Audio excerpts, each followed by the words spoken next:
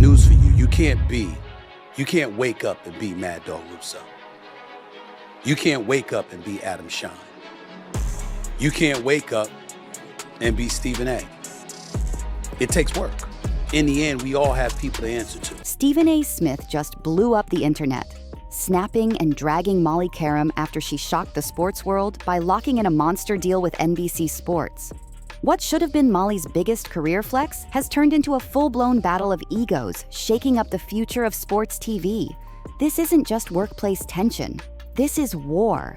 The same Stephen A. who once hyped Molly up as his right hand on First Take is now airing out his frustration for everyone to see.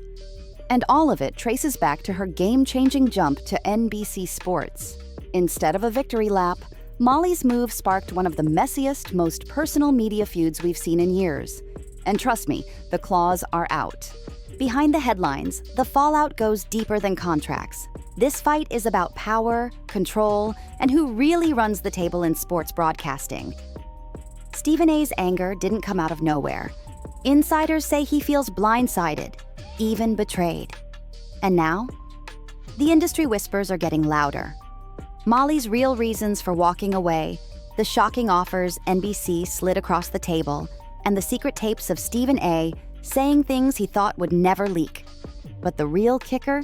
ESPN wanted this kept quiet. The suits tried to bury the story, to smooth it over like nothing happened, but cracks are already showing. NBC didn't just outbid ESPN, they outmaneuvered them. And Molly took the bag with no hesitation. That I have leaned on many occasions in the past, as she has done when it comes to me. We've been partners on the show for the last 10 years. And a lot of times, some of these things happen, and it's just uncomfortable to see.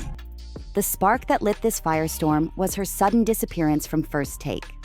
1 minute, she's on air Monday morning like usual. By Tuesday, she vanished. No farewell episode, no thank you to fans, not even a goodbye hug on set. Just one cold Instagram story and silence. That was Stephen A. live on air, voice cracking, face tight, clearly shaken. But the whispers backstage told a way harsher story. He wasn't just rattled, he was furious. Furious that the empire he built had just lost its moderator without warning. And even more furious that ESPN's top brass couldn't do a thing to stop it. I was like, wow, so obviously this is pretty obvious. At least from Molly's point of view, I don't think it was the most amicable split. Now, the official story says it was about money. Sports Business Journal claimed Molly simply turned down an extension and wanted to explore new opportunities. ESPN's president of content, Burke Magnus, even tried to play it cool, saying, "We were more focused on her deal running through the end of the year. The only surprise was the timing." But come on, timing doesn't explain why Molly ghosted overnight like that. Timing doesn't explain why Stephen A., the guy who always brags about protecting his teammates during contract talks, suddenly sounded defensive when people asked if he even fought to keep her. And timing sure as hell doesn't explain why NBC swooped in just weeks later with a multi-million-dollar offer already locked and loaded. Let's keep it real. Molly wasn't just leaving a job. She was breaking free from a system stacked against her. A system where Stephen A. pockets $20 million a year, while the moderator keeping his debates on track earns crumbs. A system where, as one commentator put it, when you pay Stephen A. Smith $20 million, whoever sits across from him is gonna want a whole lot more. News for you, you can't wake up and be Mad Dog Russo. You can't wake up and be Adam Shine. You can't wake up and be Stephen A. It takes work. In the end, we all have people to answer to. And that's exactly where the resentment started boiling. Look at the receipts. ESPN cut fresh deals for Malika Andrews. Mina Kimes scored nearly $2 million, and Shannon Sharpe got rolled out like royalty. Meanwhile, Molly had been holding down First Take for a decade, carrying those chaotic debates day after day. Yet when it came time to back her up, they lowballed her. So when she walked, there was no send-off, no smooth goodbye, just what one analyst called a brutal emergency exit. ESPN scrambled to spin it, with Magnus telling The Athletic that Molly simply wanted to explore other things. But here's where it gets shady. If it was all business, then why did Stephen A. almost immediately jump on his SiriusXM show warning people? Don't forget you answer to somebody? Notice how Stephen A. never once says Molly's name. He keeps dodging it with lines like, "I'm not talking about her," but everybody knows the subtext. Who else just bailed on ESPN over contract beef? Who else wanted a bigger platform? Who else dared to challenge the myth that Stephen A. is untouchable? It was Molly. And the fact that he keeps denying while still hammering the same point just makes it even more obvious. This wasn't business. This was personal. And that's where NBC enters the picture. The real twist in this story. We don't get to define our own value. We don't get to define our own worth. We don't get to sit there and summarily say, this is who I am and this is what I'm going to do. Reports say Molly already had interest from rival networks while ESPN stalled on her deal. One insider even speculated she must already have a job lined up, and it's gotta be with a competitor. That tip turned out dead on. NBC Sports, hungry to rebuild its mornings and finally go toe-to-toe with ESPN's daily dominance, circled Molly like a hawk. To them, she wasn't just another host. She was the prize, a familiar face, proven ratings power, and the credibility they desperately lacked to anchor a debate-driven show. Stephen A. clocked it immediately. That same week, her NBC deal leaked, his monologues shifted. Suddenly, he was preaching about humility, value, and knowing your place. To viewers, it sounded like straight-up shade, like a man licking his wounds after being blindsided by his own teammate. And honestly, who can blame Molly for making her move? After 10 long years of cutting through Stephen A.'s ego, juggling fiery debates, and being treated like background to his empire, Molly finally bet on herself. And NBC, they didn't just back her, they rolled out the Brinks truck. But here's the jaw-dropper. They didn't just hand her a fat check, they gave her real power, executive producer credits, cross-platform projects, freedom to pitch and create shows under her own vision. Opportunities ESPN flat out refused to give her. So while Stephen A. was on air ranting, "Everybody's got a boss," and warning folks not to overvalue themselves, Molly was already sitting at the negotiating table with NBC, pen in hand, writing her own terms. That's when Stephen A. really cracked. The public only saw Molly's polished farewell post. After much reflection, I've decided it's time to close this incredible chapter and step away from First Take. Hosting this show has been one of the greatest honors of my career on the surface. It looked gracious, even heartfelt. But insiders swear the real emotion underneath was pure frustration. Years of being sidelined, underpaid, and overlooked boiling over into one bold exit. And let's not sugarcoat it. This was Molly calling game on ESPN. ESPN has a long track record of letting its biggest female stars slip through the cracks. Jemele Hill, Carrie Champion, Michelle Beadle, all of them carried shows. All of them drove ratings. And all of them left under messy, less than glorious terms. Now Molly Qerim's name gets added to that list. Meanwhile, Stephen A. still stands tall as ESPN's $20 million man, bragging openly that every morning he wakes up with one question: how do I make them money? And how do I get my share? Notice what's missing in that philosophy. Not, how do I elevate my co-hosts? Not, how do I protect my team? For Stephen A., it's always been about him. And that's exactly why Molly's leap to NBC stung so badly. By walking away, she shattered the system that kept him at the center of everything. She stopped playing by his rules. The proof is in his tone. On his SiriusXM show, he framed her exit as some vague lesson in humility, a warning shot to others in the business. But come on, who else could that have been aimed at? He didn't say her name, but the jab was clear. And here's the irony.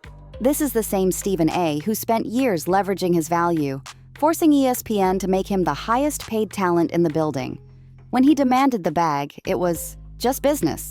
But when Molly asked for her worth, suddenly it was ego. That double standard couldn't be more obvious. Now rewind to the weekend before Molly's disappearance. Awful Announcing and Sports Business Journal first reported she'd be leaving at the end of the year.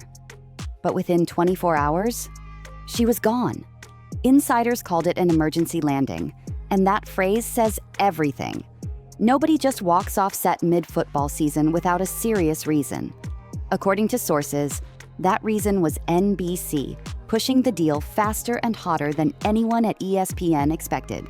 Think about it. If this had been friendly, ESPN would have thrown her a farewell show, milked the ratings, let Molly say goodbye to fans. Instead, the whole thing turned into a scramble. Stephen A. had to break the news live, his voice cracking like a man blindsided. And his wording? That's her story to tell. Translation: he knows the truth. He knows it wasn't just about contracts. But he also knows if he spells it out, it exposes ESPN's dysfunction and his role in it. This part right here is key, because for years fans speculated there was tension bubbling between Molly and Stephen A. On camera, she played the moderator while he steamrolled debates. She cut him off when his rants dragged on too long. She played peacekeeper when egos clashed around her. But what if that tension didn't stay on camera? What if behind the scenes it boiled over for real? What if NBC wasn't just dangling a bigger bag, but a clean slate, far away from Stephen A.'s shadow? That would explain everything. Why she dipped so abruptly, why she skipped the goodbye show, why her farewell post on Instagram didn't even mention his name. Think about it. A whole decade of working side by side. And in her final words, she thanks the fans, thanks the First Take family, but leaves out Stephen A. entirely. Fans noticed, commentators noticed, and you better believe Stephen A. noticed. His answer? Not direct, not by name, but sharp enough to cut. He slid into lectures about leverage, about bosses, about knowing your worth. He tried to flip her exit into a cautionary tale, as if to say, see what happens when you overplay your hand? But here's the catch. Stephen A. doesn't waste time firing subliminals at people who don't threaten him. If he's pressed enough to keep dropping hints, that means Molly's NBC move rattled him to the core. For the first time in years, ESPN's biggest star looked like he wasn't in control of the narrative. And that's just the opening chapter. Because NBC wasn't playing small ball, they weren't just offering Molly a salary bump. According to multiple reports, those negotiations were about power, something ESPN was never going to hand her. Insiders claim ESPN had already penciled Molly into other projects after quietly moving her off First Take. Translation? They wanted to sideline her, maybe toss her on digital segments, maybe some occasional sideline reporting, but nothing close to the spotlight Stephen A. enjoyed. That's where the contract talks soured. ESPN execs made their usual cold calculation. She's not Stephen A., she's replaceable. One commentator even said it flat out. Now Molly is not Stephen A. Smith. They don't need her the way they need him. Harsh words, but NBC saw things completely different. Behind closed doors, they pitched Molly on a whole new level, not just a hosting gig, but creative control. They offered her the keys to build a flagship morning show that could challenge ESPN's dominance. And the kicker? They put executive producer in her title. That's not just money, that's leverage. That's ownership. And ESPN never saw it coming. When Sports Business Journal first reported Molly was leaving at the end of the year, execs at ESPN thought they had months. Months to test new moderators, months to phase her out gently, months to spin the PR story into something tidy. But Molly flipped the script. She pulled the trigger early, and in doing so, she snatched away the farewell narrative ESPN wanted to craft. What really set off alarms inside ESPN HQ was the speed. NBC didn't drag this out. Within days, they were ready to go public with their interest. That's when ESPN realized this wasn't just a routine talent exit. This was a straight-up coup. And once again, Stephen A. became part of the story. In front of the cameras, he put on the good face. He called Molly a friend. He praised her professionalism. He wished her success. But insiders say behind the curtain, he was furious. Not only because she left, but because she left in a way that made him look powerless. Remember, Stephen A. prides himself on being the fixer. The guy who brags about fighting for teammates in contract talks. The man who claims he calls the shots. But this time, one of his closest partners bolted. And he couldn't do a damn thing to stop it. So what did he do? He started slipping coded messages into his monologues. That wasn't some random rant. That was Stephen A. drawing a line in the sand. Translation? I've got leverage. Molly doesn't. I earned my deal. She didn't. But here's the twist. NBC didn't care one bit about ESPN's hierarchy. They cared about optics, about sending a shot straight at Bristol. They wanted to prove they could poach one of ESPN's most visible faces and plant her on their own stage as living proof they could compete, and maybe even steal the spotlight. Because let's be real, this wasn't just a hire, it was a statement. NBC was saying loud and clear, if ESPN won't value its talent, we will. And the timing couldn't have been sharper. ESPN was drowning in layoffs, chopping off high-profile names left and right. Analysts, play-by-play voices, even studio hosts. Meanwhile, Stephen A. strutted untouched with his $20 million deal. The optics, brutal. And right in the middle of all that, Molly bounced. NBC pounced on the chaos, flipping her into the fresh face of their programming. The irony? ESPN created this mess themselves by lowballing her, undervaluing her, and assuming she'd never dare to walk. But she did. And she didn't just walk, she leveled up. And here's the kicker. NBC didn't just cut her a bigger check. They offered her parity, not quite Stephen A. money, but close enough to sting. Insiders say her contract is structured to grow, based on ratings, podcast spin-offs, and digital expansion. Basically, the exact kind of opportunities ESPN flat out refused to hand her. That's the part Stephen A. can't stomach. Deep down, he knows Molly got the one thing he'll never control: freedom, but it doesn't stop there.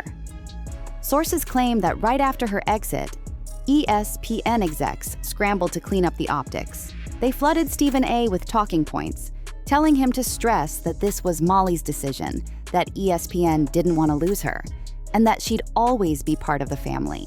And sure enough, he parroted every word on air. Classic corporate spin. But fans weren't fooled. They saw through the carefully chosen phrasing, they caught the cracks in Stephen A.'s delivery, and they pieced the puzzle together.